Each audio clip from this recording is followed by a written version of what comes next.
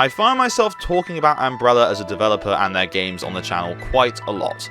Now, there is a reason for this, is that the games that they develop in the Pokemon franchise are so strikingly different to the mainline series that it is just interesting to look at different takes on the franchise.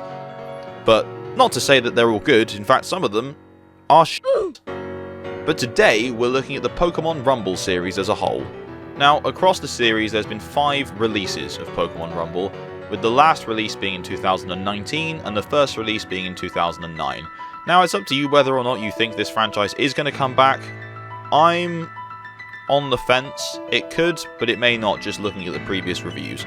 Anyway, we start our journey on the Nintendo Wii in 2009. Okay, so this is Pokémon Rumble, or if you translate the Japanese title, it translates to Melee Pokémon Scramble. Pokémon Rumble was a Wii exclusive. It was a WiiWare title, which means it was exclusive to the Wii Shop, the old platform that unfortunately is no longer available, so you can't actually download this anymore. But this is what I get. My reward. But it's not fair!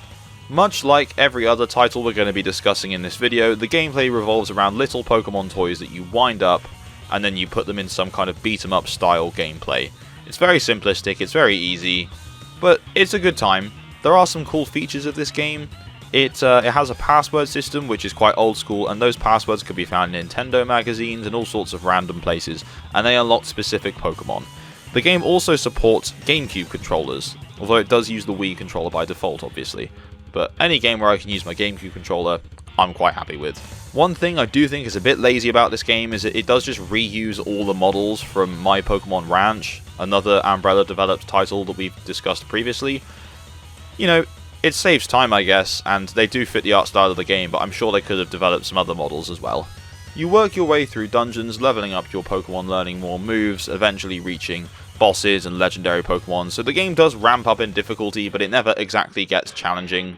It would be challenging maybe if I was like 3 or 4 years old, but certainly as someone in my 20s sitting down and playing this wasn't really difficult whatsoever. Reviews-wise, and you'll start to notice a pattern with these games, it did okay. It's on like a 59 out of 100 on Metacritic, which is just kind of middle ground. A lot of people just kind of like this game. It's fun, but it is just mindless. Like, it's just button mash city, really. Like, you just, yeah. That's all I have to say about it. I like these games. I'm a fan. Certainly not the worst thing Umbrella's ever done, but think what you think. Okay, so next up we have Pokémon Rumble Blast, or if you live in Europe, Australia or New Zealand, Super Pokémon Rumble. Pokémon Rumble Blast actually has the honour of being the first Pokémon game on Nintendo 3DS, which is quite interesting really because there were so many, and out of all of them it just had to be this. This game features Pokemon up to Generation 5, as at the time that was the most recent generation. However, Keldeo, Meloetta and Genesect were not in the game as they had not actually been revealed at the time of the game coming out. Which is quite interesting because in my head they've been around a lot longer than that. This game launched in the early days of the 3DS, coming out in late 2011 in all parts of the world, just a little bit earlier in Japan as it came out in August. And the game was actually re-released on the Nintendo eShop for 3DS as well, about a year later. Now, I actually have quite fond memories of this game. I had this on release, but more importantly, I actually got to try this at an event called Game Fest 2011. So for those of you outside of the UK, Game is just our game store, and they held a festival at the NEC in Birmingham. I will meet you at Kyoto Station. Oh, how wonderful. I can't fucking wait. And their first year was 2011. I'm not sure they actually held any more after this, but this was the one I went to, and at that time they had the 3DS, and they had games such as Skyrim, Modern Warfare 3, Batman Arkham City, Gears of War 3, and interestingly enough, Pokémon Rumble Blast. So, very weird mix of iconic games there, and also this one. But I got to try all these things, and it was just fantastic. I remember just having so much fun, because I didn't even have a 3DS at this point, so this was my first experience with the 3DS, was trying this game at a convention. So, anyway, again, you can no longer download this from the 3DS store, because that has now also died. But at least this was also physically produced, so you can still get your hands on a copy. And they're not very rare, so they're not exactly expensive. It's not like trying to get a copy of like Pokemon Heart Gold where you get charged through the roof for it. You could probably pick up one of these for like 15 quid. Reviews wise, again, it's just the same middling area, really. 56 out of 100 on Metacritic. IGN gave it 6.5 out of 10, which really doesn't mean anything, but the bottom line is it's just very mixed reviews. You either like these games or you don't like these games. It's as simple as, Mum, can we stop and get some Pokemon? We have Pokemon at home. Pokemon at home. Okay, so next up, the third entry in the Pokémon Rumble series is called Pokémon Rumble U, or in Japan, Pokémon Scramble U, which is for the Wii U. This released in 2013, in spring in Japan and summer in the rest of the world. Again, this is another Generation 5 spin-off, as this game only features the first 649 Pokemon up to the end of Gen 5, which means the only 3 Pokemon that this one features over the last is Genesect, Meloetta, and Keldeo, because obviously they had been revealed previously. Much like the first title in the series, Pokémon Rumble U was unfortunately an eShop exclusive, meaning once again, this is lost to time. The eShop for Wii U shut down in March last year, around the same time as the 3DS one. Yet another casualty of Nintendo's war against digital downloads. Much like the previous 2 games as well, once again this game features a password system, which is nice. They're keeping it retro. You could get Pokemon such as a shiny Magikarp, shiny Gyarados, shiny Garchomp, although God knows why you'd want one because it looks fucking awful. Well, that was fucking dreadful. Zoroark, Chandelure, Hydreigon, just a bunch of cool different Pokemon, and a few shiny versions as well. This was the first Pokemon game on the Wii U, and actually is the only original Pokemon title for Wii U, as Pokken Tournament is actually a port of an arcade game, and every other Pokemon game released on the platform was a re-release of a previous game through the Virtual Console. Interestingly as well, they reuse a lot of music from the first 2 Pokemon Rumble games, as well as music from Hey You Pikachu, Pokemon Channel, and Pokemon Dash, all of Umbrella's previous Pokemon games. Now, by far the most interesting part of this game is that it was the first NFC compatible game on Wii U, predating the Amiibo figures, which are still going today. They released a line of Pokémon Rumble U figurines, which now, having just had a quick scan around on eBay, appear to be asking for a very high price. You'll see some on the screen now, and over here in Europe, in-game, you could get them for $3.99 each, at GameStop $3.99, and in Pokemon Centers in Japan for about 200 yen. There were some cool Pokemon put into figures, including Deoxys, Jirachi, Darkrai, Shaymin. There was a shiny Eevee, shiny Pikachu, and shiny Genesect.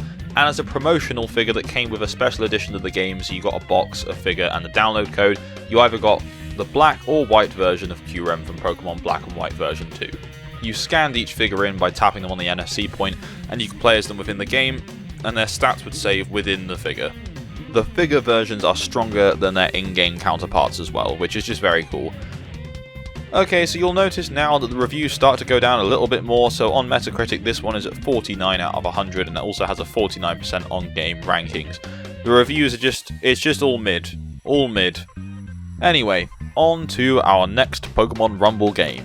Okay, so we're on our second to last Pokemon Rumble game now, and this is Pokemon Rumble World, or in Japan, everyone's Pokemon Scramble. Now this was a free-to-play or freemium Nintendo 3DS game released as part of Generation 6. So this is the first Pokemon Rumble game to feature past Gen 5, which is really cool, and this was free to download, exclusive to the Nintendo eShop. The game also features mechanics that were featured in Gen 6 at the time, so Mega Evolution and the Primal Kyogre, Groudon, and Mega Rayquaza was part of the game. Very cool. As far as free-to-play games go, the currency wasn't too badly priced. The most expensive amount of currency you could spend was £14 for 1,750 diamonds. It wasn't horrendous. Again, playing a free-to-play 3DS game, it's not bad for what it is. Again, this game features a password system. There aren't any legendaries or anything on this password system like previous games, probably because this is a free-to-play game, but there are a few cool Pokemon you can get like Vaporeon, Slowbro, Zoroark, and a Charizard, amongst many others. However, the interesting thing about this game, because apparently there appears to be one each version of Pokemon Rumble, is that this is the only Pokemon game to have a digital release and then get a physical release. So they actually released this game as a paid game physically about a year after it dropped on the eShop, except when you bought the game physically, it had all the free-to-play stuff unlocked already. So everything you had to pay for was unlocked, so you didn't have to spend any more money on currency. All the legendary stuff and new levels were all there already. So that's one good thing. At least this game hasn't been lost to time with the eShop closing, because you can still buy this physically. Thank God. Out of the entire series, this is probably my favourite. This is the one that I've played the most of. It has the most features, especially compared to all the prior console releases. So all in all, it's actually a really good time. And if you can pick up a physical copy of this for quite cheap, I would recommend just giving it a go if you are a Pokemon fan. As I said, it's not the most amazing game in the world, and it's very button mashy and just like mindless. But it's quite a good time. I think it's quite addictive. Now, review-wise, this game did a little bit better than Pokémon Rumble U and the first 3DS Pokémon Rumble game. It got 58 out of 100 on Metacritic, which again, it's just middling, as usual. On a side note, I am very glad that at least this one got released as a physical copy, because it's such a shame that so many games are getting lost to Nintendo's ether of just closing down storefronts. There's so many eShop and WiiWare titles that have just been lost to time. Obviously, preservation is ongoing, but Nintendo isn't known for allowing mods and homebrew stuff, so it's at your own risk. Anyway, on to our final Pokemon Rumble game. Stop! You violated the law. Pay the court a fine or serve your sentence. Okay, so on our final Pokemon Rumble game, unfortunately we are going out on a bit of a whimper. This is Pokemon Rumble Rush, or Pokemon Scramble SP if you're in Japan. This was a game released for Android and Apple phones in May 2019, and then July 2019 if you're on iOS. So the game is pretty much just as simple as we've known it to be throughout all the other games in this video, except in this one you can't even actually control your character very much. It just automatically goes towards the nearest wild Pokemon, although you could swipe the screen to change direction or dodge attacks, and you could tap the screen to attack. But for the most part, the character just kind of moves on its own, so that's fun, I guess, if you're into that. As this was also a free-to-play game, there was paid-for currency.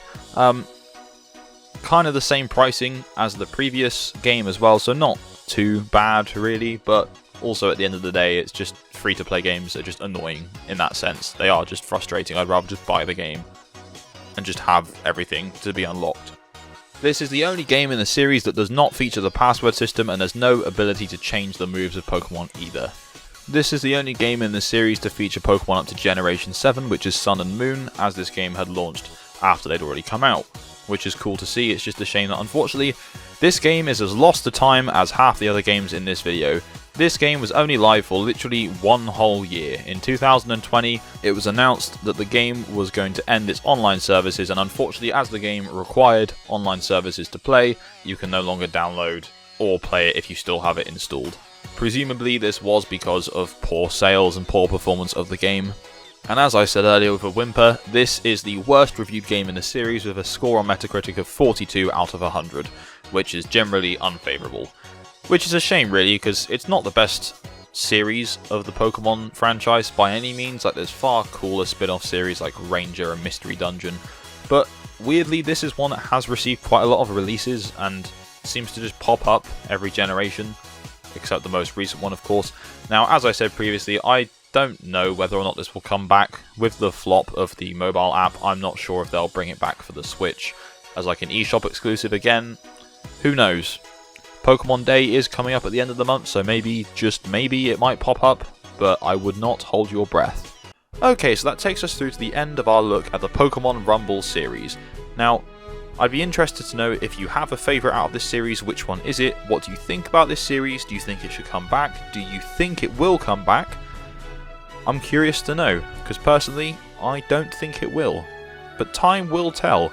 Pokemon Day rapidly approaching. Anything could happen.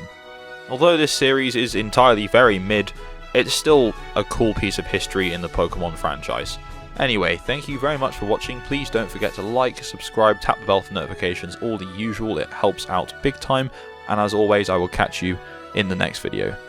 Bye-bye.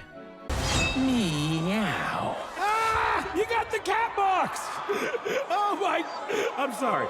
Okay. Now you die.